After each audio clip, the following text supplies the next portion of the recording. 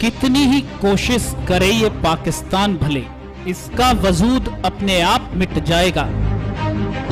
सबको पता है मेरा देश ही है आन मेरी, देश के लिए ही तेरा लाल कट जाएगा। आखिरी भी सांस जब तक रहेगी प्राण मेरे, तेरा यही बेटा शत्रुओं से लड़ जाएगा। या तो तेरा बेटा चला आएगा तिरंगा ओढ़,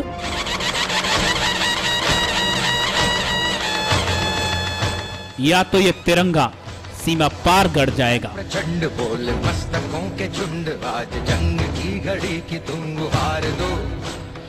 आन बान शान या की जान का हो दान, आज एक धनुष के बाण पे उतार दो। पाकिस्तान एक ऐसा मुल्क है जिसकी बुनियाद नफरत के आधार पर रखी गई है। पाकिस्तान एक ऐसी मोबाइल डेमोक्रेसी है जिसे लोग हाथों में लेकर घूमते हैं। पाकिस्तान जिसकी आबादी 20 करोड़ है, और कितनी अजीब बात है कि ऐसा ढुलमुल देश दुनिया के सबसे बड़े लोकतंत्र के सैनिक का सिर काट ले जाता है।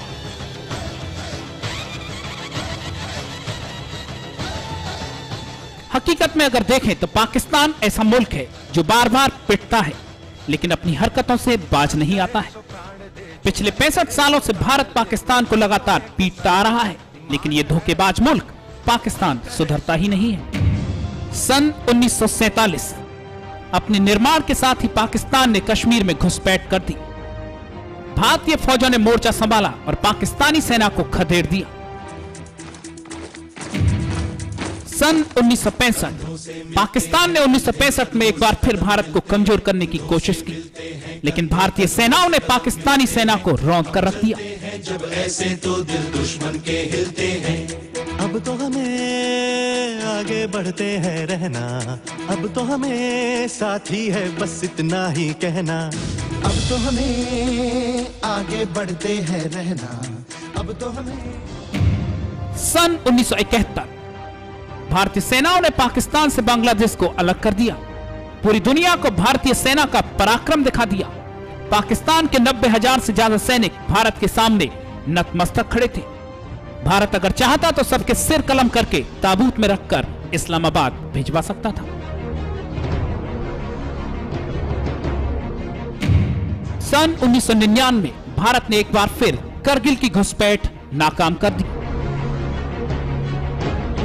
2001 में जब संसद भवन पर हमला हुआ तो भारतीय फौज की सीमा पर तैनाती कर दी गई। प्रधानमंत्री वाजपेयी ने खुली चेतावनी दे दी कि अब लड़ाई आर पार की होगी। पाकिस्तान ने भारतीय सैनिकों का सर काट कर एक बार फिर अपनी पुरानी और तुच्छ आदत को दोहराया है, लेकिन इस घटना के बाद पूरे देश में रोष है।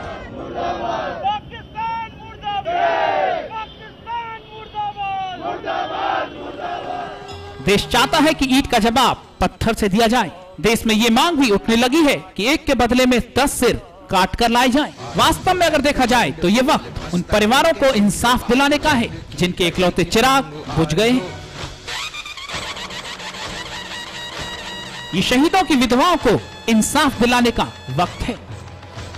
ये इतिहास के साथ साथ भूगोल बदलने का वक्त है। हालांकि देश का युवा वर्ग भटका हुआ है और इसीलिए ये देश के युवाओं को सही राह पर लाने का वक्त है। आज एक धनुष के बाण पे उतार दो। ये पाकिस्तान को सबक सिखाने का वक्त है। Bureau report, HBC news. शान या की जान का हो दान, आज एक धनुष के बाण पे उतार दो। आरंभ है प्रचंड